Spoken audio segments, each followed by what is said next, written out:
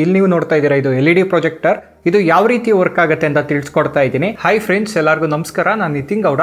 ಇವತ್ತಿನ ವಿಡಿಯೋದಲ್ಲಿ LED projector ಯಾವ ರೀತಿ ವರ್ಕ್ ಆಗುತ್ತೆ, ಅದರೊಳಗಡೆ ಇರೋ ಮೆಕ್ಯಾನಿಕ್ಸ್ ಮತ್ತೆ ವರ್ಕಿಂಗ್ ಪ್ರೋಸೆಸ್ ಬಗ್ಗೆ ತಿಳಿಸ್ಕೊಡ್ತಾ ಇದ್ದೀನಿ. ತೋರಿಸ್ಕೊಡಕ್ಕೆ ನಾನೊಂದು ಪ್ರೊಜೆಕ್ಟರ್ನ ತೊಗೊಂಡಿದ್ದೀನಿ ನೋಡಿ. ಈ ಪ್ರೊಜೆಕ್ಟರ್ ತುಂಬಾನೇ ಲೋ ಕಾಸ್ಟ್ ಪ್ರೊಜೆಕ್ಟರ್. 1,500 ರೂಪಾಯಿಂದ 2,000 ರೂಪಾಯಿಗೆ ಈ ಪ್ರೊಜೆಕ್ಟರ್ ಸಿಗುತ್ತೆ. ಆ್ಯಂಡ್ ಪ್ರೊಜೆಕ್ಟರ್ ಬಗ್ಗೆ ತುಂಬಾನೇ ಯೂಟ್ಯೂಬ್ ವಿಡಿಯೋಸ್ ಎಲ್ಲ ಇದೆ, ಎಲ್ಲದರಲ್ಲೂ ಚೆನ್ನಾಗಿದೆ ಅಂತ ಹೇಳಿದ್ದಾರೆ. ಬಟ್ ಆನೆಸ್ಟ್ ಆಗಿ ಹೇಳಬೇಕು ಅಂದ್ರೆ ನಾನು ಇದನ್ನ ಯೂಸ್ ಮಾಡಾದ್ಮೇಲೆ ಇದ್ರ ಪ್ರೊಜೆಕ್ಟರ್ದ ಕ್ವಾಲಿಟಿ ಬಂದು ಚೆನ್ನಾಗಿಲ್ಲ. ಯಾರು ತಗೊಳಕ್ ಹೋಗ್ಬೇಡಿ. ಈ ಪ್ರೊಜೆಕ್ಟರ್ 1080p ವಿಡಿಯೋನ ಸಪೋರ್ಟ್ ಮಾಡುತ್ತೆ. ಬಟ್ ಪ್ಲೇ ಆಗಬೇಕಾದ್ರೆ ಪ್ರೊಜೆಕ್ಟರ್ ಇಂದ 240p ಪ್ಲೇ ಆಗುತ್ತೆ. 240p ಬಂದು ತುಂಬಾನೇ ಲೋ ಕ್ವಾಲಿಟಿ ಅಂತ ಹೇಳ್ಬೋದು. ಅದಕ್ಕೆ ಯಾರು ತಗೊಂಬೇಡಿ ಅಂತ ಹೇಳಿದೆ, ಚೆನ್ನಾಗಿಲ್ಲ ಅಂತ ಹೇಳಿದೆ. ಅಂಡ್ ನೀವು ಯಾವುದೇ ಪ್ರೊಜೆಕ್ಟರ್ ತಗೊಂಡ್ರು ಅದ್ರ ವರ್ಕಿಂಗ್ ಪ್ರೋಸೆಸ್ ಆಲ್ಮೋಸ್ಟ್ ಸೇಮೇ ಇರುತ್ತೆ. ಹಾಗಾಗಿನೇ ಈ ಪ್ರೊಜೆಕ್ಟರ್ನ ಫುಲ್ ಡಿಸೆಂಬಲ್ ಮಾಡಿ ಇದನ್ನ ಫುಲ್ ಓಪನ್ ಮಾಡಿದ್ದು ಯಾವ ರೀತಿ ವರ್ಕ್ ಆಗುತ್ತೆ ಅಂತ ತಿಳಿಸ್ಕೊಡ್ತಾ ಇದ್ದೀನಿ. ನೀವಿನ ನಮ್ಮ ಚಾನಲ್ಗೆ ಸಬ್ಸ್ಕ್ರೈಬ್ ಆಗಿಲ್ಲ ಅಂದರೆ ಕೂಡಲೇ ಸಬ್ಸ್ಕ್ರೈಬ್ ಆಗಿ ಬನ್ನಿ ನೋಡೋಣ. ಈಗ ಈ ಪ್ರೊಜೆಕ್ಟರ್ನ ಡಿಸೆಂಬಲ್ ಮಾಡ್ತಾ ಇದ್ದೀನಿ. ಓಪನ್ ಮಾಡೋದಕ್ಕಿಂತ ಮುಂಚೆ ಇದ್ರ ಸ್ಪೆಸಿಫಿಕೇಶನ್ನ ತಿಳಿಸ್ಕೊಟ್ಬಿಡ್ತೀನಿ. ಇದರಲ್ಲೊಂದು HDMI ಪೋರ್ಟ್ ಬಂದಿದೆ. HDMI ಪೋರ್ಟ್ನ ಯೂಸ್ ಮಾಡಿಕೊಂಡು ಸೆಟ್ ಟಾಪ್ ಬಾಕ್ಸು, ಲ್ಯಾಪ್ಟಾಪ್ನೆಲ್ಲ ಕನೆಕ್ಟ್ ಮಾಡ್ಬೋದು.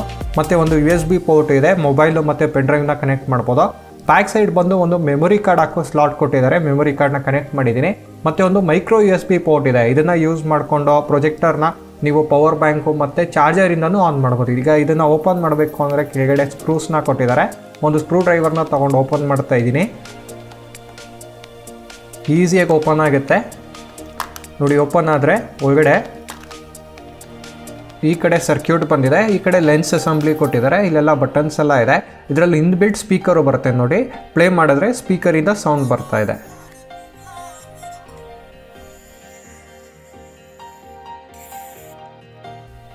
ಈಗ ಈ ಪ್ರೊಜೆಕ್ಟರ್ದು ಸರ್ಕ್ಯೂಟ್ನ ಓಪನ್ ಮಾಡಿ ಲೆನ್ಸ್ ಅಸೆಂಬ್ಲಿನ ಓಪನ್ ಮಾಡ್ತಾ ಇದ್ದೀನಿ. ಒಳಗಡೆನೂ ಯಾವ ರೀತಿ ವರ್ಕ್ ಆಗುತ್ತೆ ಅಂತ ತಿಳ್ಕೊಳ್ಳೋಕ್ಕೋಸ್ಕರ ಪ್ರೊಜೆಕ್ಟರ್ನ ಫೈನಲ್ ಆಗಿ ಓಪನ್ ಮಾಡೋಕ್ಕೊಂದು ಪ್ಲಾಸ್ಟಿಕ್ ಕೇಸ್ನ ಕೊಟ್ಟಿದ್ದಾರೆ. ಪ್ಲಾಸ್ಟಿಕ್ ಕೇಸ್ ಏನು ಮಾಡುತ್ತೆ ಅಂದರೆ ಪ್ರೊಜೆಕ್ಟರಿಂದ ಬರೋ ಲೈಟ್ನ ಬ್ಲಾಕ್ ಮಾಡ್ತಾ ಇರುತ್ತೆ. ಓಪನ್ ಮಾಡಿದ್ರೆ ಲೆನ್ಸ್ ಅಸೆಂಬ್ಲಿನ ನೋಡ್ಬೋದು.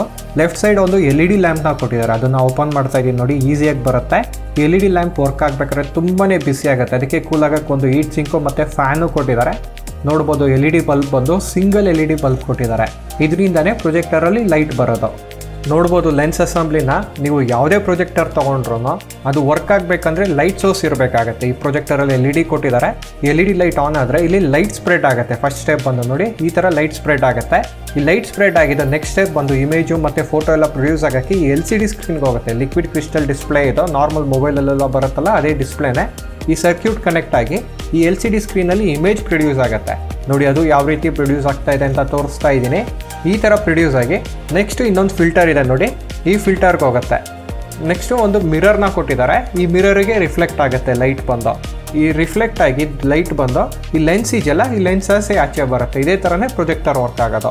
ನೀವು ಎಕ್ಸ್ಪೆನ್ಸಿವ್ ಪ್ರೊಜೆಕ್ಟರ್ ಎಲ್ಲ ತೊಗೊಂಡ್ರೆ ಅದರಲ್ಲಿ ಲೇಸರ್ ಟೆಕ್ನಾಲಜಿ ಇರುತ್ತೆ. LED ಲೈಟ್ ಬದಲು ಲೇಸರ್ ಇರುತ್ತೆ. ಅವ್ರ ವೈಟ್ ಲೈಟ್ ಬಂದು ಸಪ್ರೇಟಾಗಿ ಇನ್ನೂ ಕ್ಲಾರಿಟಿ ಬರೋಕ್ಕೋಸ್ಕರ ಎನ್ಹೆನ್ಸ್ಡ್ ಆಗಿರುತ್ತೆ. ನಾರ್ಮಲ್ ಆಗಿ ಎಲ್ಲ ಪ್ರೊಜೆಕ್ಟರು ಇದೇ ಥರ ಪ್ರಿನ್ಸಿಪಲ್ನ ಯೂಸ್ ಮಾಡಿಕೊಂಡೇ ವರ್ಕ್ ಆಗೋದು. ನೋಡಿದ್ರಲ್ಲ ಫ್ರೆಂಡ್ಸ್, ಈ ವಿಡಿಯೋ ನಿಮ್ಗೆ ಇನ್ಫಾರ್ಮೇಟಿವ್ ಆಗಿರುತ್ತೆ ಅನ್ಕೊತೀನಿ. ನೆಕ್ಸ್ಟು ಇದೇ ಥರ ಪ್ರೊಜೆಕ್ಟರ್ ಇನ್ನೂ ಎಕ್ಸ್ಪೆನ್ಸಿವ್ ಪ್ರೊಜೆಕ್ಟರ್ನೆಲ್ಲ ತೊಗೊಂಡೋದು ಯಾವ ರೀತಿ ವರ್ಕ್ ಆಗುತ್ತೆ ಅಂತ ನೋಡೋಣ. ಈ ವಿಡಿಯೋ ನಿಮಗೆ ಇಷ್ಟ ಆಗಿದ್ರೆ ಒಂದು ಲೈಕ್ನ ಕೊಡಿ. ಇದೇ ಥರ ಕನ್ನಡದಲ್ಲಿ ಟೆಕ್ ವಿಡಿಯೋಸ್ಗಾಗಿ ಟೆಕ್ಕಿಗನ್ನ ಸಬ್ಸ್ಕ್ರೈಬ್ ಆಗಿ. Thanks for watching.